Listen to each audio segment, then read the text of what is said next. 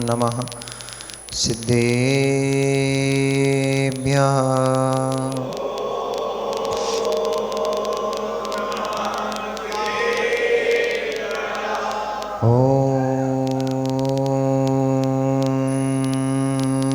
नमः सिद्धेभ्यः।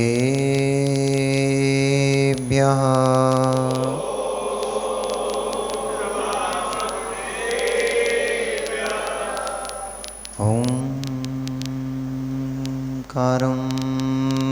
बिन्दुसंयुक्तं नित्यं ध्यायन्ति योगिनः कामदं मोक्षदं चैव ओंकाराय नमो नमः। तब सिद्धे नय सिद्धे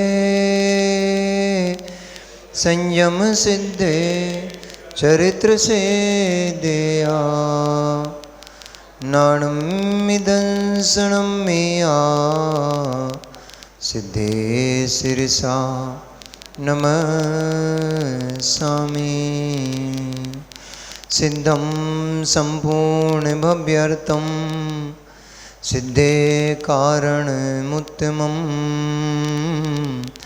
प्रशस्त दर्शन ज्ञान चारित्र प्रतिपादिनं नमो अरिहन्ताणं नमो सिद्धाणं नमो आर्याणं नमो वज्रायणं नमो लोये सव्यसाहुणं। जय बोली पंच परमेष्ठी भगवानी की। जय बोली देवाधिदेव श्री अनंत अनंत 24 तीर्थंकर भगवानी की। जय बोली देवाधिदेव 1000 श्री पार्श्वनाथ भगवानी की। देवाधिदेव 1000 श्री वर्तमान शासनायक भगवान महावीर स्वामी की। आचार्य भगवंत कुंद कुंद देव की। आचार्य भगवान श्री रविशरण स्वामी महामुनि राज्य की। देव आचार्य भगवान श्री विशुद्ध सागर जी महामुनि राज्य की। अहिंसामयी जैन धर्म की।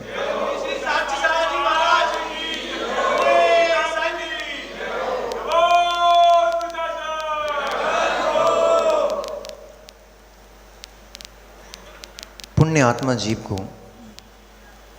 सहज ही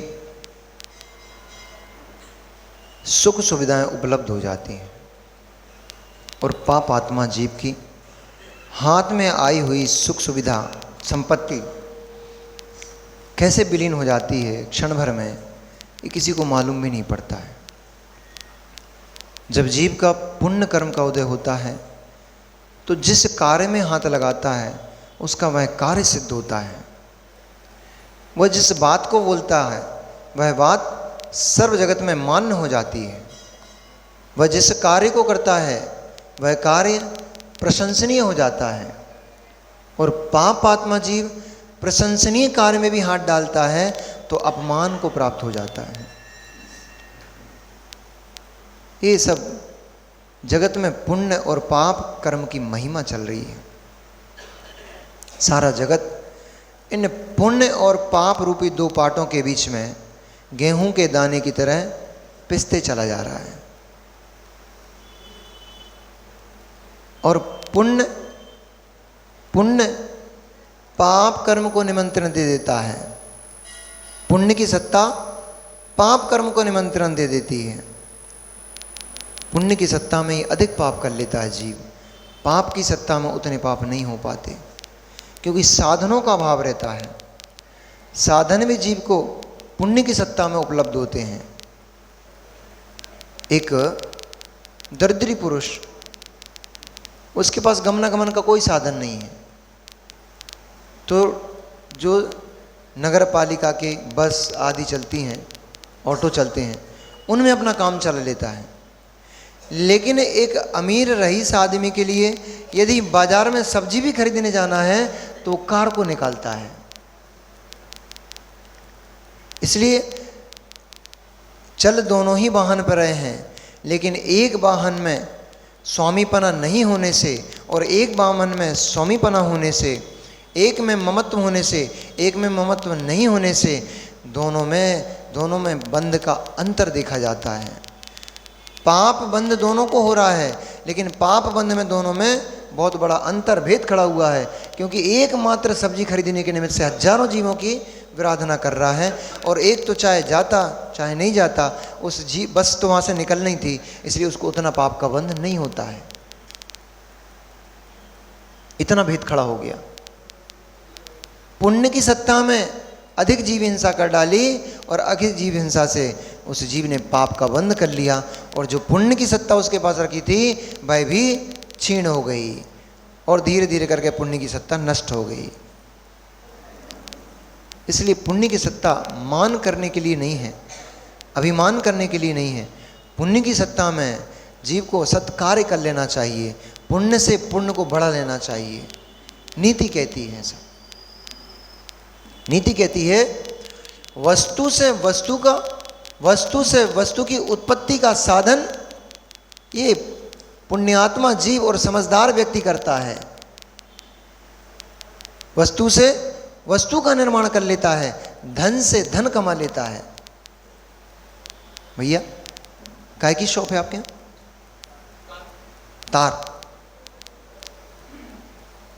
तार किसी ने खरीदा था, फ्रेश वाला कि वो सेकंड हैंड वाला? फ्रेश वाला। उस तार को खरीदने के लिए आपने कुछ धन खर्च किया होगा, फैक्ट्री से खरीदने के लिए कुछ धन खर्च किया होगा, लेकिन वो धन खर्च क्यों किया था? तार से धन खर्च करके उस तार से कुछ एक्स्ट्रा पैसा कमाएंगे। 100 रुपए की वस्तु खरीदी तो 110 में बेच करके 10 रुपए का मुनाफा लेंगे। पैसे से पैसे बनाने दो, कितना अच्छे से आता है आपको? पैसे से पैसा बनाना कितना अच्छे से आता है आपको? हे मित्र, पुण्य से पुण्य बनाना क्यों नहीं आता है? धर्म से धर्म बनाना क्यों नहीं सीख पाते हो? पैसे से पैसा बनाने की कला संसार मार्ग है, संसार को बढ़ाती है, लेकिन पुण्य से पुण्य बढ़ाने की कला मोक्ष मार्ग को बढ़ाती है।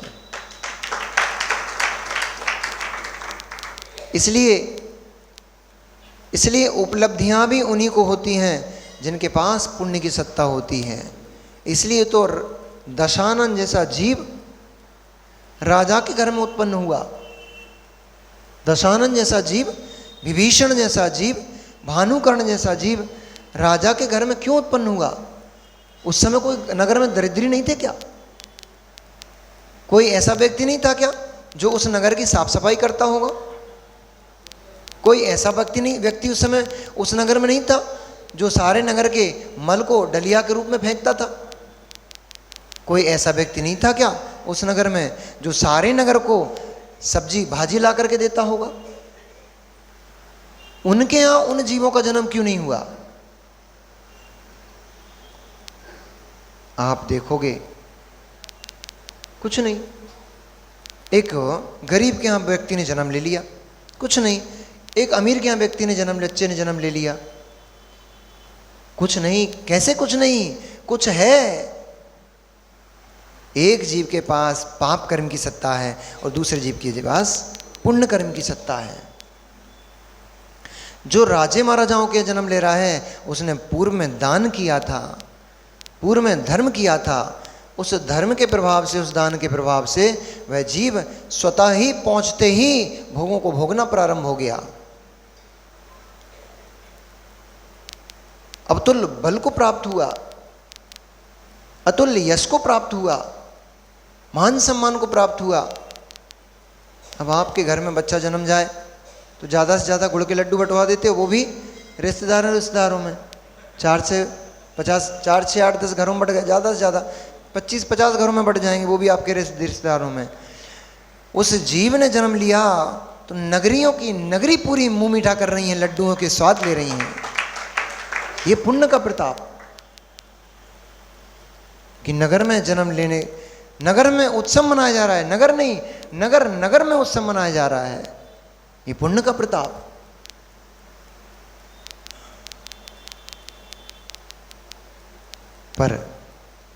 पर उत्कृष्ट वस्तु भी आपने देखा कि उस दशानन ने कितने हजार करोड़ वर्ष निकल गए होंगे, उस हार को कोई धारण नहीं कर पाया था।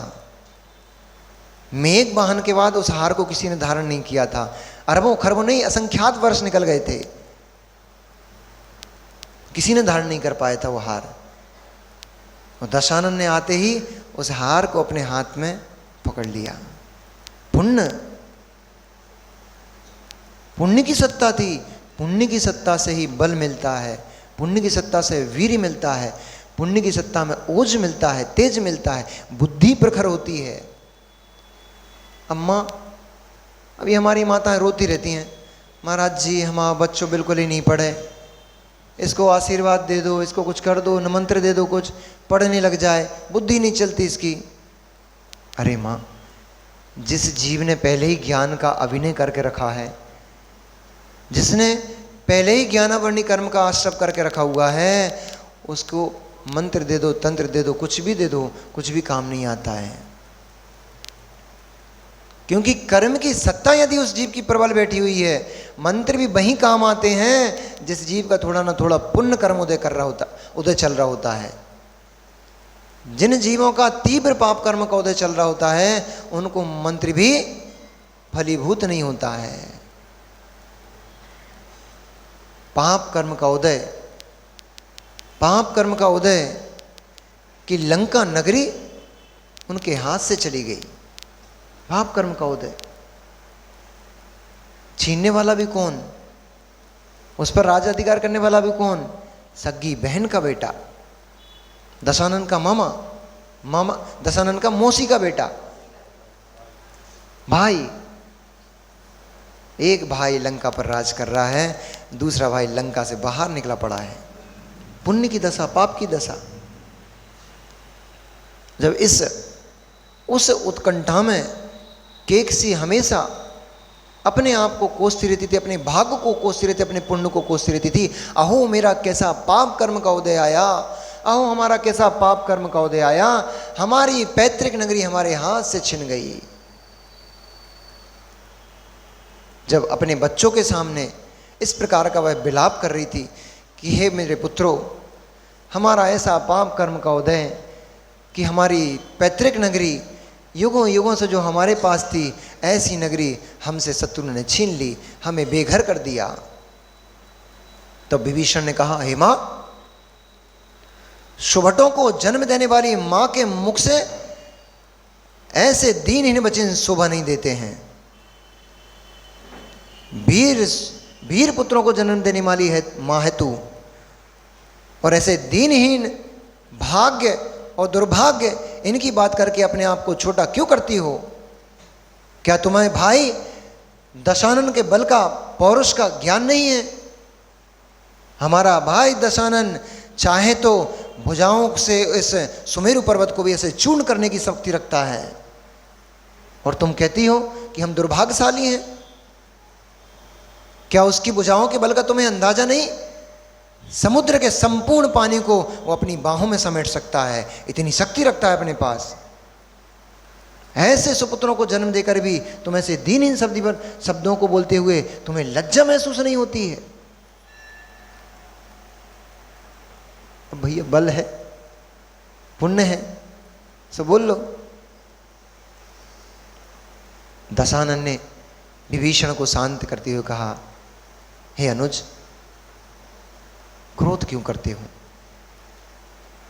हे अनुज, इस तरह का वचनालाप क्यों करते हो? यद्यपि सारे विद्याधरों को मैं एक बाहु से समेटकर एक तरफ खड़ा कर सकता हूं, इतना बल मेरे पास है, फिर भी माता का कहना उचित ही है। पाप कर्म के उदय से जीव के पास आई संपत्ति नष्ट हो जाती है, और पुण्य कर्म के निमित्त से संपत्ति कहीं पड़ी हो, खिंची खिंची तुम्हारे पास चली आती है।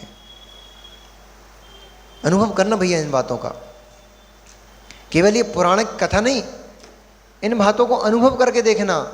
कोई व्यक्ति ऐसा भी होता है दिन रात 24 घंटे भागता रहता है, मेहनत करता रहता है, और हाथ में आई संपत्ति घर लेके जा रहा था, हाथ में आई संपत्ति पूरे दिन की मेहनत घर लेके जा रहा था, रास्ते में पैर में ठोकर लगी, और जैसे ही ठोकर लगी वह नोट की गिड्डी आगे जाके गिरी और जाकर के पानी में गीली हो गई, सारे नोट खराब हो गए।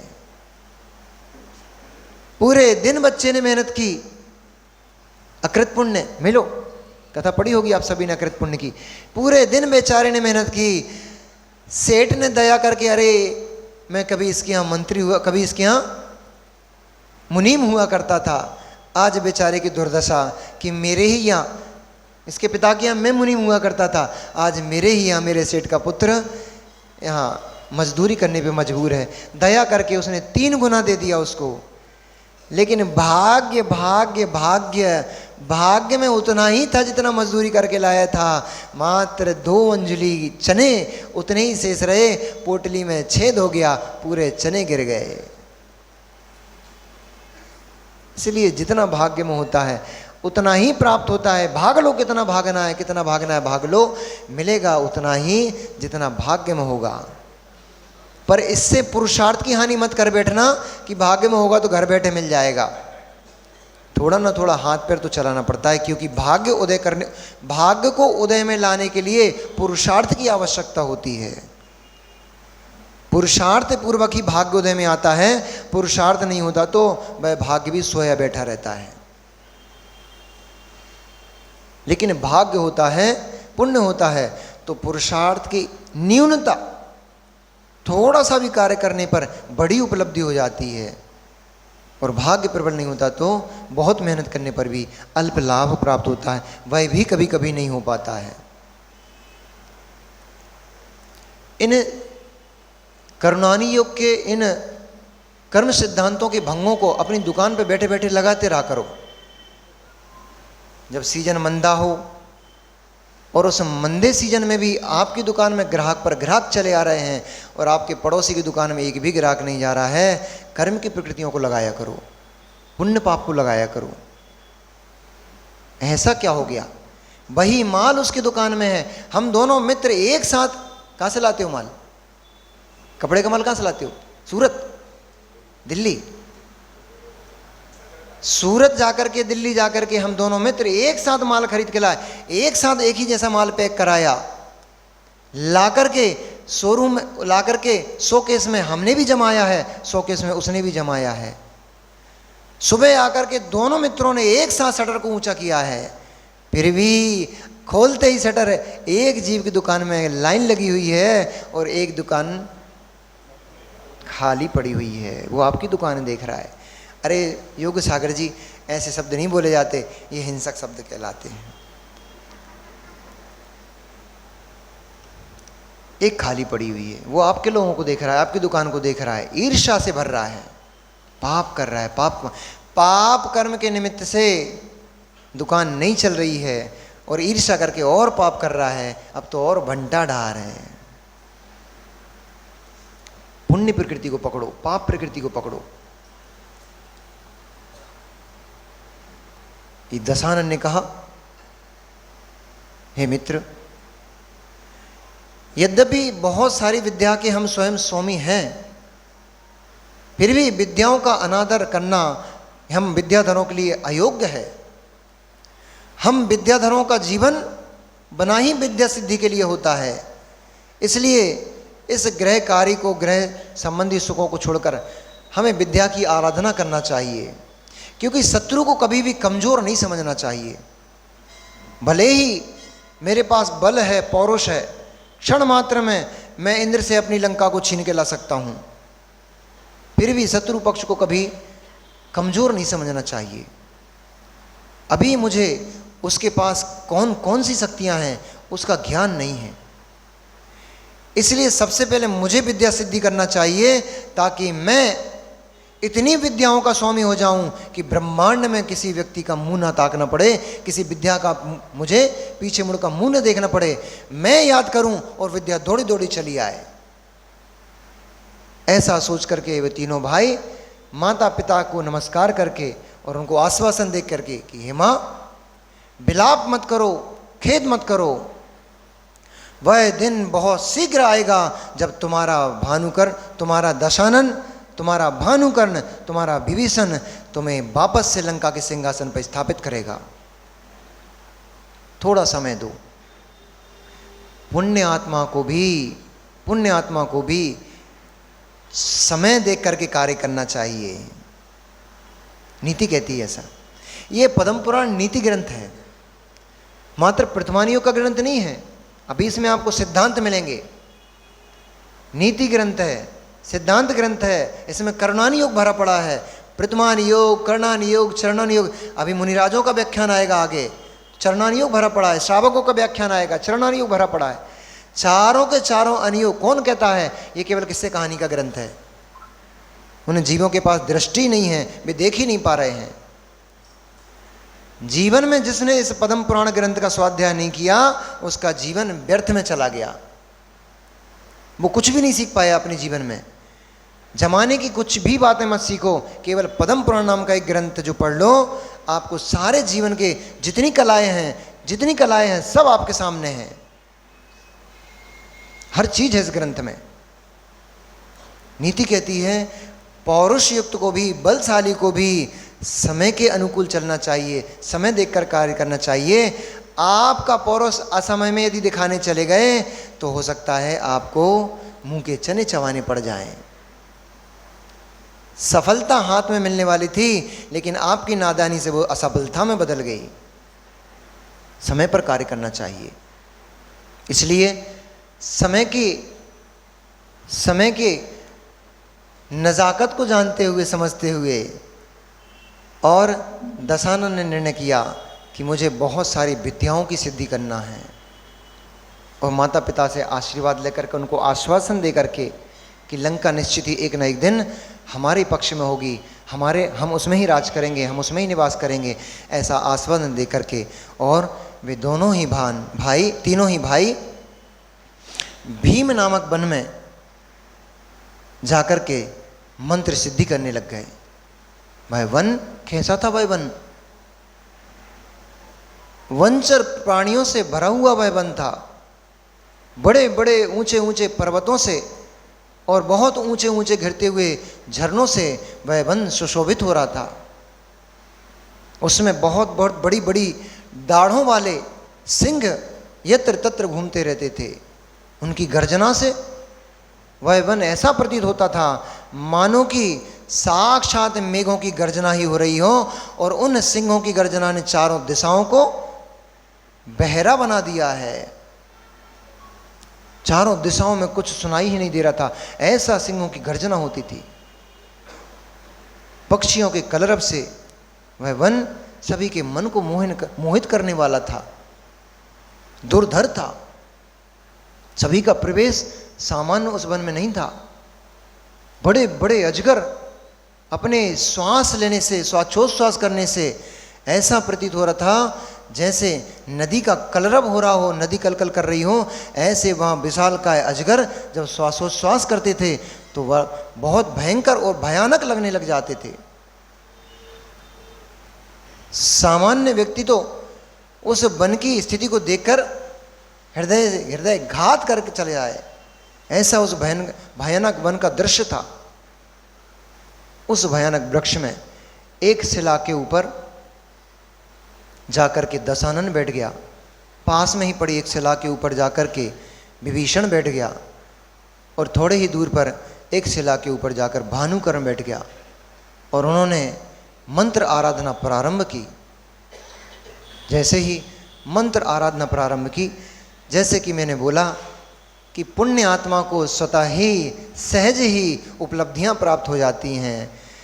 थोड़े ही समय हुआ था अष्टाक्षरी मंत्र की जैसे ही उसने आराधना शुरू की, और वैसे ही अष्टाक्षरी सर्व कामान्यदा नाम की विद्या दशानन के सामने आकर खड़ी हो गई।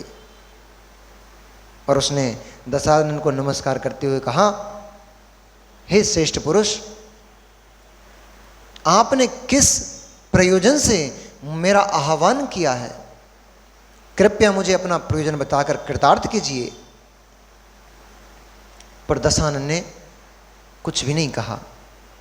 उन्होंने कहा, अभी मैं केवल आपका आह्वान करता हूँ, मुझे अभी किसी कार्य की आपसे कोई सिद्धि नहीं है, फिर भी आवश्यकता पड़ने पर मैं आपका आह्वान करूँगा तो आप मुझे सहयोग प्रदान करेंगी। तथास्तु कहते हुए और उस विद्या ने गमन किया। साथ ही यह कि जब तक आपकी साधना चलेगी, जब तक आपकी मंत्राराधना चलेगी, तब तक सारे आपकी जितनी भी आवश्यकताएं हैं, क्योंकि उसका नाम कामान्नदा था, सभी कामित इच्छाओं की पूर्ति करना। वह विद्या क्या करती थी? जो भी आपकी इच्छाएं हैं, जो भी कामनाएं हैं, उनको पूर्ण कर देती थी। तो सार भैया कर लो एक आध ऐसी विद्या, तुम भी सिद्ध, सारे काम बन जाएंगे, फिर बैरिंग मैरिंग नहीं घुमाना पड़ेंगे तुम्हें। सहज ही सब प्राप्त होगा। ऐसी वह सर्व कामन्नदा नाम की विद्या उनको तथास्तु कहकर और गमन कर गई। अब उनको सारी व्यवस्थाएं, जो भी शरीर के अनुकूल आवश्यकताएं थीं, वो सहज ही उस विद्या के माध्यम से उनको प्राप्त हो जाया करती थीं। इसलिए उनको किसी भी प्रकार का कोई विकल्प, कोई चिंता नहीं थी। उस विद्या को प्राप्त करके संतोष को धारण नहीं करते हुए जो पिपासु लोग होते हैं, वो अल्प उपलब्धि में संतोष नहीं प्राप्त करते हैं। एक सूत्र है साहुला जी, एक सूत्र है, जिसको बड़ी वस्तु की आकांक्षा है उसको छोटी मोटी उपलब्धियों पर ध्यान नहीं देना चाहिए। जिनको बड़ी आकांक्षाएं हैं, इनको छोटी उपलब्धियों पर ध्यान नहीं देना चाहिए, क्योंकि छोटी उपलब्धियां जीव को संतुष्ट कर देती हैं और फिर वह बड़ी उपलब्धियों से वंचित रह जाता है। नीति है, इसलिए संसार की नीति है, स्यात् मोक्ष की भी यही नीति है। घंटे भर सामायिक कर ली, दो चार मालाएं फेर लीं, थोड़ा स्वाध्याय कर लिया, थोड़ा सुन लिया, थोड़ा सुना दिया, हे मुनिराज इसमें संतुष्ट हो गए तो मोक्ष नहीं मिल पाएगा। 6, 8, 10 भगत बन गए, उनने जय जयकारे कर दिए। अभी चल रही ना छिपी टोला में, हम नहीं कह रहे, दुनिया कह रही, जय जय हो रही। इन छोटी मोटी उपलब्धियों में जिनका लक्ष्य बड़ा होता है उनको नहीं जाना चाहिए। नीति कहती है जिनका लक्ष्य बड़ा होता है उन्हें छोटी उपलब्धियों को ग्रहण करते हुए अपने लक्ष्य पर दृष्टि, हमेशा दृष्टि रखना चाहिए। ये छोटी मोटी उपलब्धियां हैं। ये 10, 20, 25 भगत मिल जाना, भक्तनियाँ मिल जाना, थोड़ा मान सम्मान मिल जाना, थोड़ा यश प्राप्त हो जाना। अब ये भी महाराज तीनों का यश चल रहा है यहाँ पर, कितनी बड़ी सभा बैठी हुई है, कथा सुन रही है, यश है, ये भी यश है। लेकिन मुनिराज इसमें फूल है ना, ये सब टेम्परेरी है। मुनिराजों को इस बात का निर्णय होना चाहिए, ये त्रैकालिक नहीं है, ये तात्कालिक है। कथा चल रही है, कथा चल रही है, ये उसका आनंद है, उसके लिए लोग जुड़े हुए हैं। अभी कथा जैसे ही समाप्त होगी ये भीड़ सब चली जाएगी। सही है कि नहीं? इसलिए मुनिराजों से कहा, हे मुनिराज इस भीड़ को देख करके फूलना मत, इस भीड़ को सत्य मत मान बैठना। समय पा करके भीड़ चली जाती है, आप अकेले मिलोगे, अकेले मिलोगे। इसलिए अपना एकत्व विभक्त जो अकेले ही है, इसलिए एकत्व विभक्त, सुन रहे हो प्रदीप जी, ये मंडली टंडली, ये आगे पीछे से घूमने वाले मंत्री जी, संतरी जी, कैशियर, ये सब साथी नहीं हैं, ये टेम्परेरी हैं। सब समय बदल जाएगा, व्यक्ति बदल जाएंगे, छोड़कर चले जाएंगे। मैं मुझे छोड़कर कभी नहीं जाएगा, मैं मेरे साथ सदा सदा रहेगा। इसलिए उस मैं को कभी मत छोड़ना भीड़ के लिए। और जो भीड़ देख करके उस मैं को छोड़ देते हैं, वे मैं से भी जाते हैं और भीड़ से भी जाते हैं। मैं मतलब निजात्म द्रव्य, निजात्मानुभूति, पर के चक्कर में, पर के संयोग में, हे मुनिराज इस आत्मानुभूति आपको नहीं सुना रहे हैं, साक्ष्य सागर को सुना रहे हैं कि हे मुनिराज, एक बार आचार्य श्री के एक एक शब्द अनमोल है, सूत्र है आपके जीवन के उत्थान करने के लिए। एक छोटी सी बात आपके पूरे जीवन के उत्थान के लिए बहुत बड़ा सूत्र है।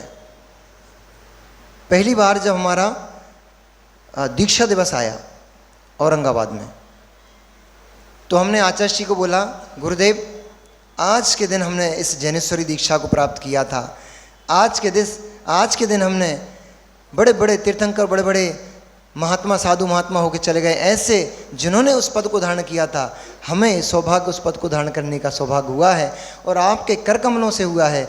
आज हमने अपनी साधना के 1 साल पूर्ण किए हैं, ऐसा कुछ आशीर्वाद दीजिए, कुछ ऐसे आशीष वचन कर कर हमारे कानों को पवित्र कीजिए कि हमारा ये मोक्ष मार्ग निरंतर वृद्धिंगत होता रहे।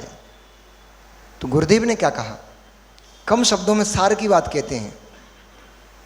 एक चेक फाड़ते हैं, उसमें अमाउंट डला होता है 1 करोड़।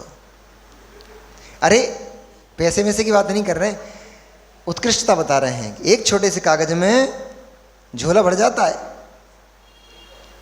एक छोटे से कागज में थैला भर जाता है, उसमें लिखा होता है 1 करोड़ रुपीस, 1 करोड़। चेक अंदर जाता है, थैला भर के इतना बड़ा बाहर आता है। ऐसे ही सूत्र सूक्ष्म होते हैं, छोटे होते हैं, लेकिन गहन तत्व का उपदेश उनके अंदर भरा हुआ होता है। आचार्य भगवान ने सूत्र दिया, मित्र जो दिया है, जो प्राप्त किया है वह अनमोल है, उसे संभाल के रखना, उसकी रक्षा करना। मैंने भी अपने जीवन में गांठ बांधी उसी दिन। गुरुदेव की वाणी, गुरु मुख से निकला हुआ सूत्र अचूक होता है, और गुरु की आज्ञा में जो जीता है, गुरु के अनुसार जो जीव चलता है, वह जीव नियम से उत्थान को प्राप्त होता है। और जो जीव गुरु की आज्ञा भंग करता है, उनका पतन निश्चित होता है। अब क्या करूं साहुला जी, कुछ याद आ जाता है मुझे। पतंग तभी तक उड़ती नजर आती है जब तक डोर पतंगबाज के हाथ में होती है, और पतंगबाज ने डोर छोड़ दी, अब वो पतंग थोड़ी देर में कहीं झाड़ी में पड़ी मिलती है, फटी फटाई मिलती है। ऐसे ही उत्थान शिष्य का तभी होता है, उसकी डोर को जब तक गुरु अपने हाथ में थामे हुए रहते हैं। हम थोड़ी यहाँ पे आए थे, ये सब हमें थोड़ी मिला है। जो सेवा हो रही है, जो कुछ भी हो रहा है, ये हमें थोड़ी मिला है, ये गुरु की आज्ञा को मिला है। गुरु की अनुकंपा है, उन्होंने हमें इस योग्य समझा और यहाँ पहुंचाया। और भी साधु थे संग में, पर इस योग्य समझ करके उन्होंने आपके बीच में हमें पहुंचाया है। इसलिए जो भी मिल रहा है वो सब गुरु चरणों का है, हमारा इसमें कुछ भी नहीं है। इसलिए छोटी उपलब्धियां नहीं, जिनका लक्ष्य बड़ी उपलब्धि होता है, वे छोटी मोटी चीज़ों पर ध्यान नहीं देते, वे अपनी दृष्टि में केवल अपने लक्ष्य को रखते हैं। ऐसे ही दशानंद ने, अभी तो एक ही विद्या प्राप्त हुई थी, अभी तो शुरू ही हुई है, अभी तो क्या है, अभी तो ये अंगड़ाई है, आगे लड़ाई वड़ाई नहीं कर रहा वो, अभी तो विद्या सिद्ध कर रहा है। 16 अक्षरी विद्या सिद्ध करने के लिए उसने मंत्र का जपना, 16 अक्षरी मंत्र जपना शुरू किया।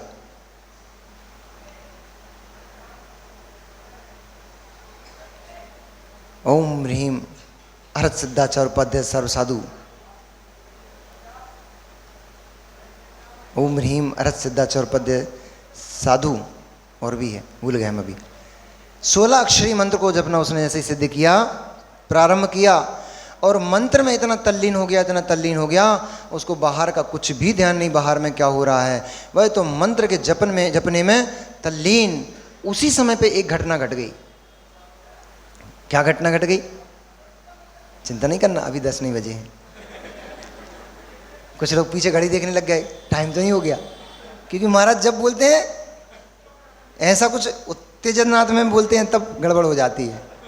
उसी समय पे क्या घट गया कि एक जम्बूद्वीप का अनावृत नाम का यक्ष, जो संपूर्ण जम्बूद्वीप का स्वामी था, अनावृत नाम का यक्ष जो संपूर्ण जम्बूद्वीप का स्वामी था, वह अपनी बहुत सारी देवियों के साथ वन में अटखेलियां करते घूम रहा था। अब व्यंतरों का तो ये काम ही होता है, यक्ष राक्षस भूत पिशाच ये सब व्यंतर देव हैं। तो व्यंतरों को तो काम ही होता है, कहीं कभी किसी सरोवर के किनारे मिलेंगे, कभी किसी बट वृक्ष के नीचे मिलेंगे, यहाँ भी हो सकते हैं, हो सकता है।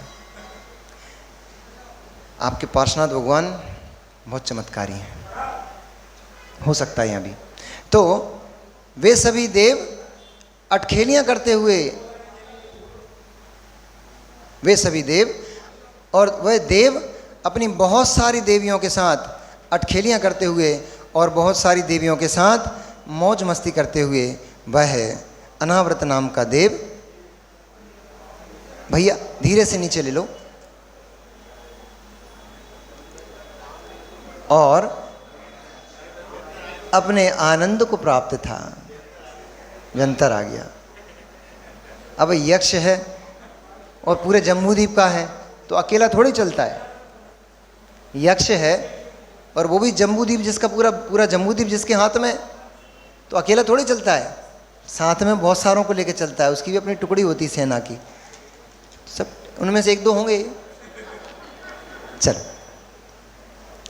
इस प्रकार से भैया सभी का ध्यान वहीं जा रहा है, इसलिए वो भैया को नीचे ले लो।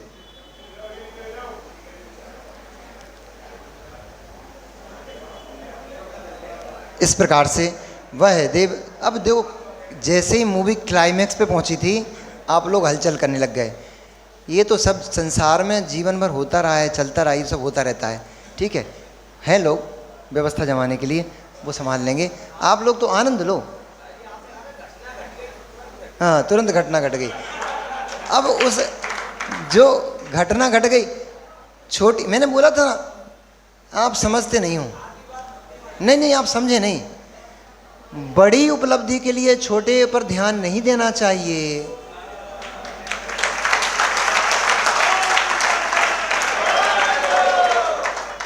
ये छोटी उपलब्धि थी, इस पर ध्यान नहीं दो। बड़ी उपलब्धि क्या होने वाली, उस पर ध्यान दो। अभी वह दशानन क्या क्या प्राप्त करने वाला है उसको देखो। तो जैसे ही वह वन में अटखेलियां करते हुए कभी झरने के नीचे दिखाई देता था अपनी सभी देवियों के साथ, तो कभी किसी वृक्ष पर अटखेलियां करते दिखाई देता था, तो कभी पुष्प लताओं के साथ गीत संगीत करते हुए दिखाई देता था, तो कभी अपनी देवियों को ताड़ित करते हुए उनके साथ मस्खरी करते हुए दिखाई देता था। इस प्रकार से वह उस वन में अटखेलियां करते हुए वहाँ पहुँच गया जहाँ पर ये तीनों भाई मंत्र सिद्धि में रत थे। देवियों ने जैसे ही सुकुमाल और यौवन से, पूर्ण यौवन से युक्त और रूप लावण्य से अभिभूत ऐसे तीनों भाइयों को देखा, अत्यंत आश्चर्य में पड़ गए कि ये कौन से देव हैं जिन्हें हम नहीं जानते, और इस निर्जन वन में इन्हें साधना करने की क्या आवश्यकता पड़ गई। देवों के पास कौन सी शक्तियां कम होती हैं जो इन्हें यहाँ साधना करने की पड़ गई। इसलिए उन्होंने दशानन के समक्ष जाकर कहा, हे देव, तुम बहुत सुंदर हो, सुकुमार हो और बहुत ही रूप लावण्य से युक्त हो। तुम्हारी भुजाओं को देख करके इस बात का अंदाजा होता है कि तुम बहुत वीर हो। तुम्हारे बक्षस्थल को देख करके इस बात का हमें भान होता है कि आप पौरुष से युक्त हो, आप बहुत शक्तिशाली हो। आपका शीश देखने से इस बात का ज्ञान होता है कि बड़े बड़े योद्धाओं को यह शीश भ्रुकुटी हिलाने मात्र से मर्दन करने वाला है। ऐसी उनकी बहुत सारी दशानन की तारीफ करते हुए अच्छे अच्छे शब्दों के, समय कम हो रहा है, ज़्यादा हो रहा है, इसलिए अब उनकी संज्ञा अपन कम करते चलते हैं थोड़ा सा।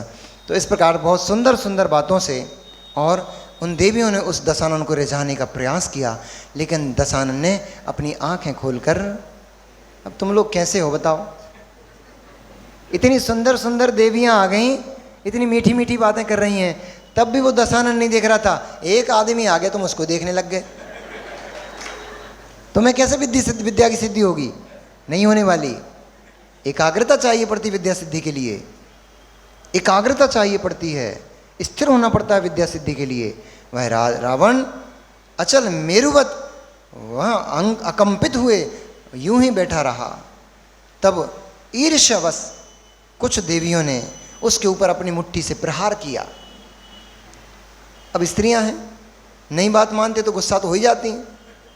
आप लोग साथ नहीं होता ऐसा कि देवी ने कुछ कहा हो, आंसू देवी कुछ कहे और तुम मान लो नहीं करो, उस दिन रोटी तो मिलती हैं लेकिन थोड़ी मोटी मिलती हैं, ताकि समझ में जाए कि देवी गुस्सा है।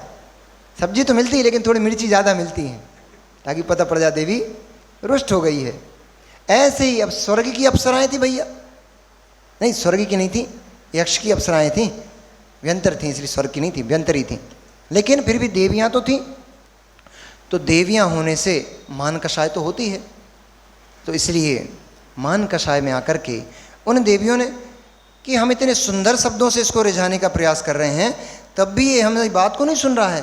तो कुछ देवियों ने अपने कोमल हाथों से मुट्ठी का प्रहार उसके वक्ष सर पर किया।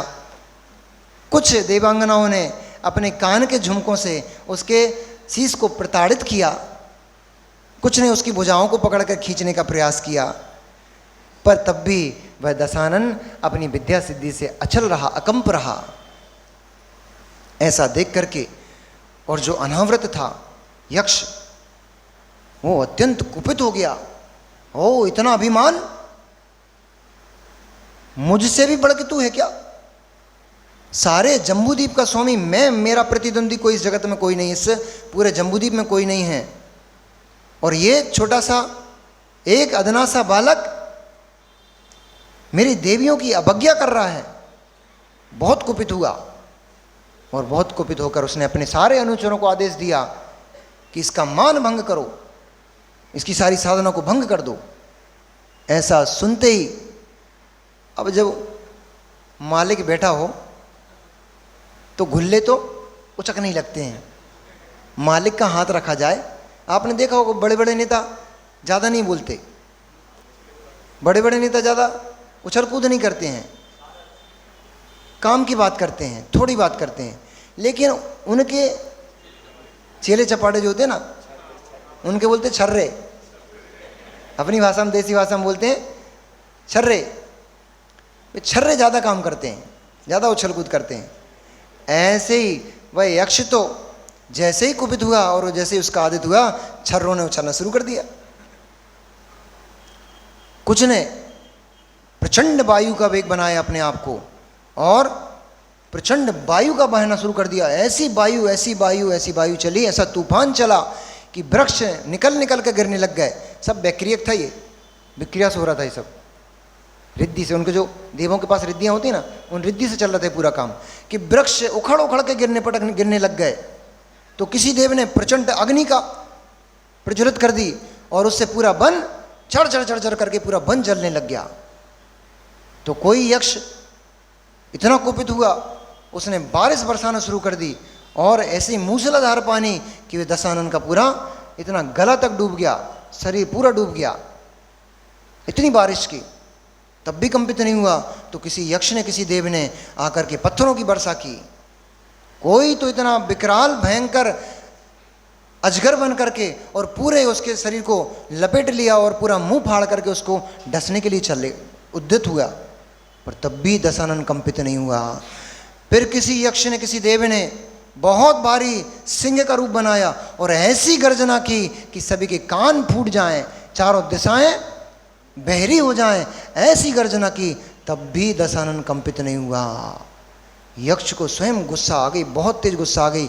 उसने और ऐसे रूपों को धारण किया, सुमेरु पर्वत के ऊपर की ऊंचाई जैसी छलांग लगा करके जमीन पर ऐसा गिरा जैसे कि वज्रपात हो गया हो, जमीन फट के टुकड़े टुकड़े हो गई। तब भी दशानन कंपित नहीं हुआ। ऐसी दशा को देख करके अब तो उसके गुस्से का पारावार नहीं था। अब तो उसका गुस्सा सातवें आसमान पे पहुंच गया कि मेरी अवज्ञा करता है, मुझे यंत्र मंत्र तंत्र दिखाता है, ये विद्याओं का बल मुझे सिखा रहा है, मुझे दिखा रहा है। अरे मैं स्वयं विद्याओं का स्वामी हूं और तू मुझे विद्या दिखा रहा है। ऐसा सोच करके उसने एक बहुत विशाल मलेच्छों की सेना तैयार की और उस मलेच्छों की सेना से उसके सामने रावण, दशानन, भानुकर्ण और विभीषण तीनों के सामने दृश्य प्रस्तुत किए। कैसे कि वे सब मलेच्छ मिलकर के और पुष्पांतक नगर में घुस गए हैं और जाकर के पूरे पुष्पांतक नगर के जितने भी भवन थे सबको उनने तहस नहस कर दिया है।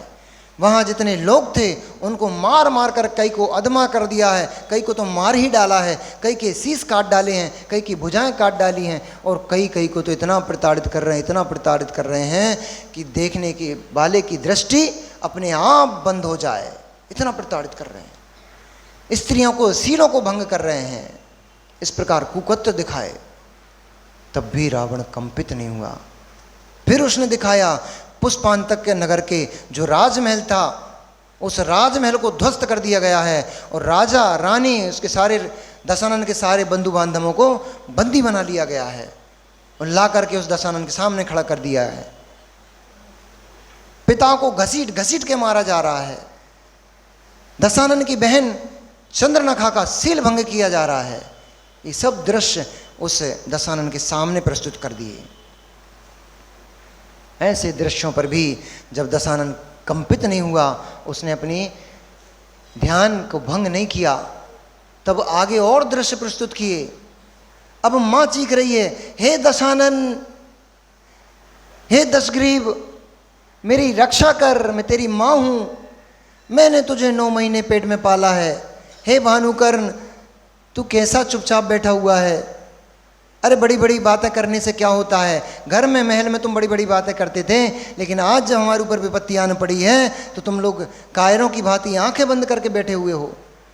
इससे तो मैं निसंतान ही बहुत अच्छी थी, मैंने हाय हाय, मैंने क्यों तुम जैसे पुत्रों को जन्म दे दिया।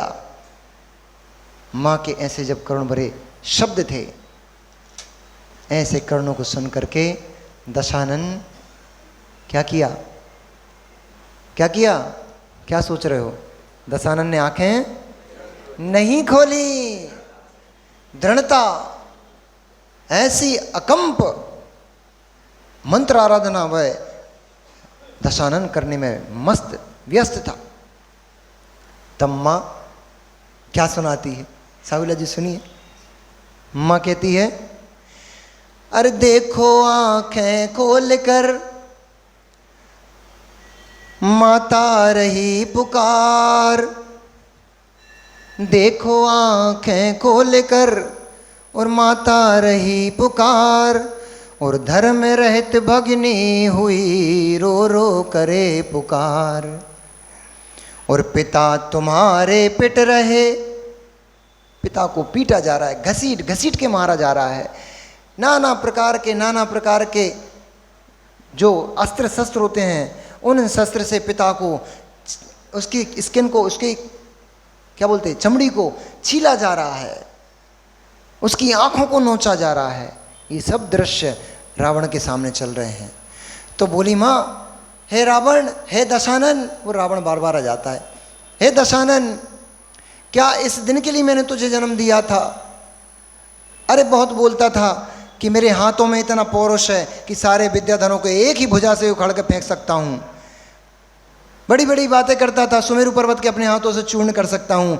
ये देख, तेरे ही सामने तेरे पिता को ये मलेच्छ घसीट घसीट के मार रहे हैं, तू आंखें बंद करके बैठा हुआ है। आंखें तो खोल पुत्र, देख तो हमारी दुर्दशा को। तो माँ कह रही है, देखो आंखें खोल कर और माता रही पुकार, और धर्म रहित भगनी, तुम्हारी बहन को शील रहित कर दिया है न मलेच्छों ने, और भगनी रहित, धर्म रहित भगनी हुई रो रो करे गुहार, और पिता तुम्हारे पिट रहे हुआ नगर सब नष्ट, और बंधु सब बंदी बने बहुत बड़ा है कष्ट। सभी बंधुओं को इन मलेच्छों की सेना ने बंदी बना लिया है। बहुत यातनाएं दे रहे हैं, बहुत कष्ट दे रहे हैं। हे मेरे बेटे, हे मेरे पुत्र, आंखें तो खोल कर देख। और तू कहता था वीर हूं, पर्वत कर दूं चूर्ण।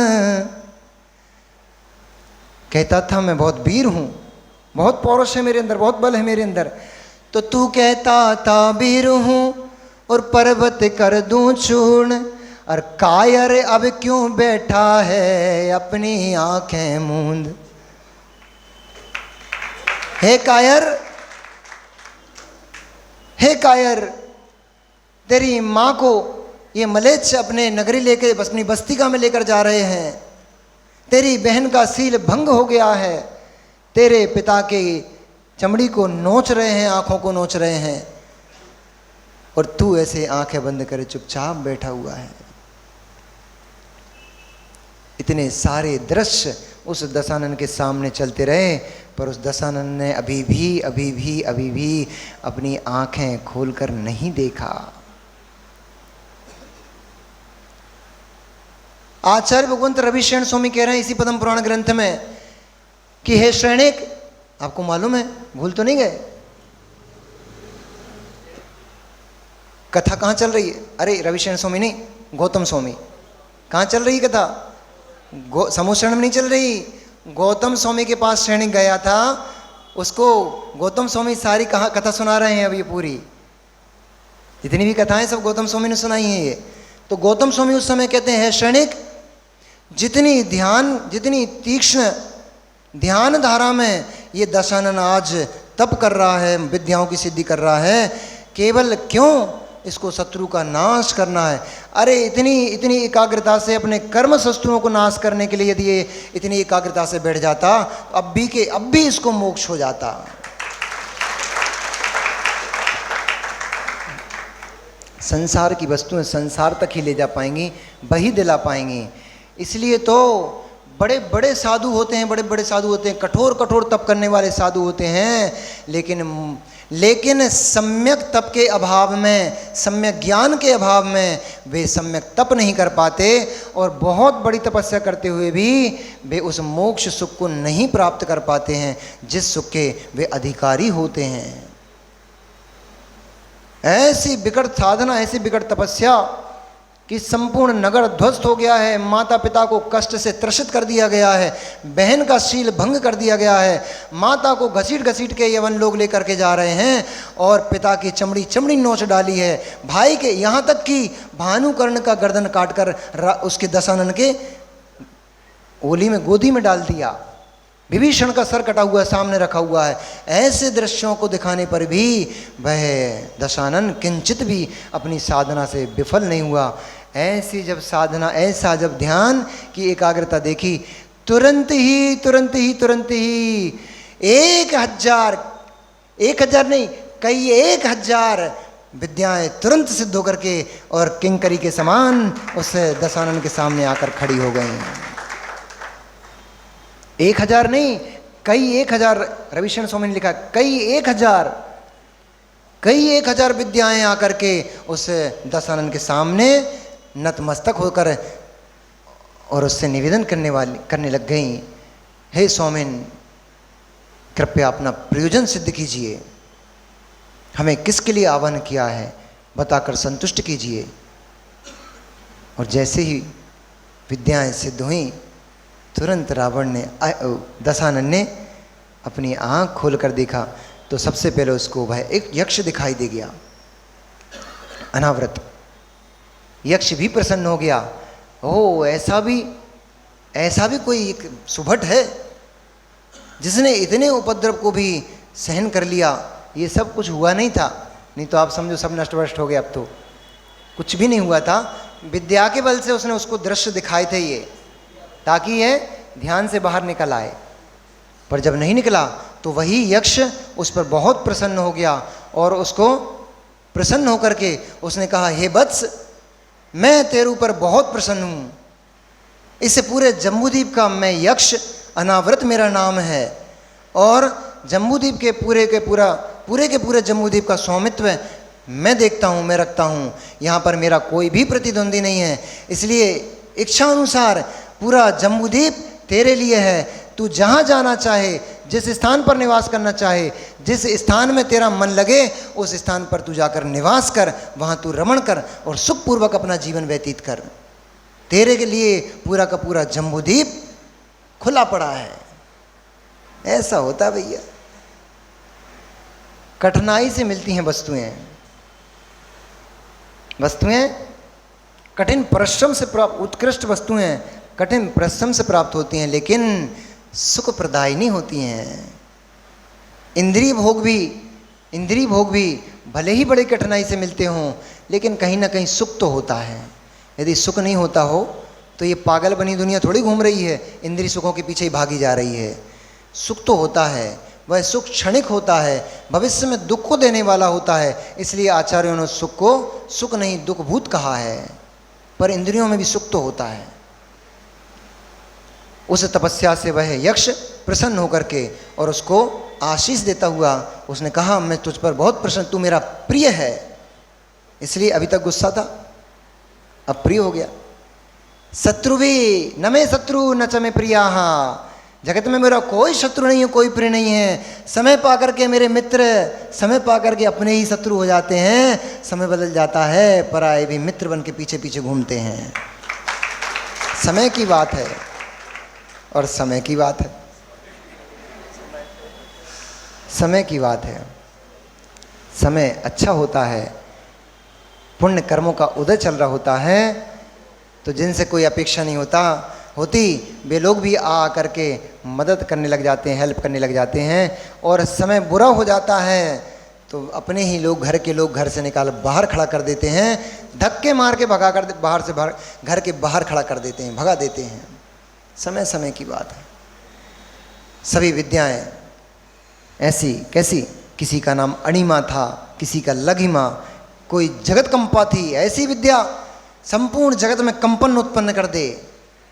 यदि वो दशानन उसको कहे कि ये सुमेरु को कंपित कर दो, तो विद्या तुरंत ही सुमेरु को हिला डाले।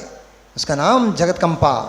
चंडा, जो अपने इतने भयंकर रूप के लिए प्रसिद्ध थी कि जिसका रूप मात्र देख करके आदमी प्राण छोड़ दे, ऐसी भयंकर रूप धारिणी, उसके नाम चंडा। मदनाशिनी, बड़े बड़े अहंकारी राजा महाराजाओं के, यहाँ तक कि बड़े बड़े देवताओं के भी मद को नष्ट करने में जो सामर्थ्य रखती थी, ऐसी मदनाशिनी और भी बहुत सारी थी। प्रियकारिणी, आकाशगामिनी, ऐसी बहुत सारी, अब हजारों विद्याएं हैं। वहाँ पर उन्होंने भी लगभग 1.5-2 पेज में नाम ही नाम दिए हैं, फिर भी लिख दिया ये पूरी विद्याओं के नाम नहीं दे रहा हूँ, ये तो मैं कुछ महत्वपूर्ण विद्याओं के नाम दे रहा हूँ। और भी थीं ऐसी हजारों विद्याएं उसकी दासी बन करके, और उसको बहुत सुख प्रदान किया। ऐसा जैसे ही सभी परिवारजन ने सुना कि दशानन ने कई हजार विद्याओं को सिद्ध कर लिया है, उसके सारे नगरजन, पुरजन, बंधुजन, माता पिता, भाई आदि सभी एकत्रित होकर के और आकाश को, पूरा आकाश को स्वर्ण श्वेत ध्वजाओं से श्वेत करते हुए सभी के सभी उस दशानन के समक्ष आ गए। कोई तो उस दशानन का मुख चूम रहा था। माँ अपने गाढ़ आलिंगन से और उसके माथे पर चुम्बन करते हुए उसको लाड़ जता रही थी। पिता उसकी भुजाओं को पकड़ करके उसके भुज, उसके पौरुष के लिए उसको बल दे रहे थे। कोई वृद्धजन उसके माथे पर हाथ फेरते हुए उसके माथे को चूम रहे थे, तो कोई जन प्रशंसा कर रहे थे कि हे दशानन, तू है इसी लायक है, तू यही सिद्ध करने लायक, इसी के लिए बना है तू। तो कोई कह रहा था मुझे मालूम था हमारे कुल में भी ऐसा कोई उत्पन्न होगा जो सिंह की तरह गर्जना करते हुए और सारे शत्रुओं को जड़मूल से नाश कर देगा, क्योंकि एक छोटी सी चिंगारी भी बहुत बड़े वन को नाश करने में समर्थवान होती है। एक सिंह का बच्चा हाथियों के समूह को खदेड़ने में समर्थवान होता है। ऐसे ही हे पुत्र, हमें मालूम है तू उस विद्याधर इंद्र को पछाड़ने में समर्थवान है। ऐसे शब्दों के द्वारा कोई उस दशानन का अभिवादन कर रहा था। ऐसे सभी बंधुजनों ने और सभी नगरवासियों ने जय जयकार करते हुए और उस दशानन का बहुत बहुमान किया। साथ ही साथ 5 विद्याएं भानुकर्ण को और 5 विद्याएं विभीषण को भी सिद्ध हुई। उनकी भी सभी ने खूब तारीफ की, खूब प्रशंसा की और बहुत बड़े उत्सव के साथ उन सभी तीनों भाइयों को नगर में प्रवेश के लिए ले गए। वहाँ ले जा कर के रत्न से बनी हुई चौकी के ऊपर उन तीनों भाइयों को बिठाया गया और अमृत के समान केसर, चंदन आदि से लेप किया गया और लेप करके उनका दूध, दही आदि उत्कृष्ट द्रव्यों से उनका अभिषेक किया गया और अभिषेक करके फिर उनको सुंदर जिनालय में दर्शन करने के लिए ले गए। चंद्र प्रभु भगवान का जिनालय था उसके महल में, तो वहाँ चंद्र प्रभु भगवान के दर्शन के लिए लेकर गए। अच्छे कार्यों के बाद दर्शन करने जाना चाहिए। कुछ लोगों के तो परंपरा अभी भी है, घर में बहू आती तो पहले मंदिर लेके आते हैं, बाद में घर ले जाते हैं। कुछ लोग तो अब आगे ऐसे हैं, पहले ही घर में घुस जाएंगे। अरे कम से कम अच्छे कार्यों में तो भगवान को याद कर लो। मांगलिक होता है, ये परमात्मा पूर्ण कुंभ है, केवल ज्ञान से परिपूर्ण है। उनके दर्शन मात्र से आपका विघ्न बाधाएं शांत हो जाती हैं। इसलिए भगवान जिनेंद्र के सबसे पहले कोई भी अच्छा काम करके आओ या अच्छा काम करने जाओ, सबसे पहले भगवान जिनेंद्र के दर्शन करो और आकर के दर्शन करो। ऐसे चंद्र प्रभु जिनालय में जाकर के चंद्र प्रभु भगवान के दर्शन पूजन और बहुत भारी उत्सव के साथ बहुत भारी पूजन की। उसके बाद सभी ने प्रीतिपूर्वक सभी ने एक साथ बैठ करके प्रीति भोज को प्राप्त हुए। सभी ने प्रीति भोज किया। नगर में भंडारा हुआ। उनके आगमन की खुशी में सारे नगरवासियों का मुंह मीठा कराया गया। सभी में भोजन का वितरण किया गया और ऐसे वैभव के साथ वह दशानन का अपने महल में प्रवेश हुआ और वह दशानन अपने महल में सुखपूर्वक रहने लगा। तभी उनके पिता को दशानन की युवावस्था देख करके विवाह का चिंतन हुआ और फिर विवाह के लिए सुयोग्य पुत्री का देखना प्रारंभ हुआ। तभी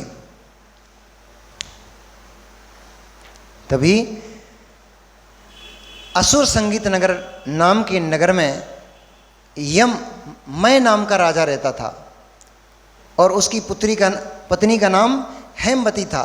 वो दैत्य नाम से प्रसिद्ध था।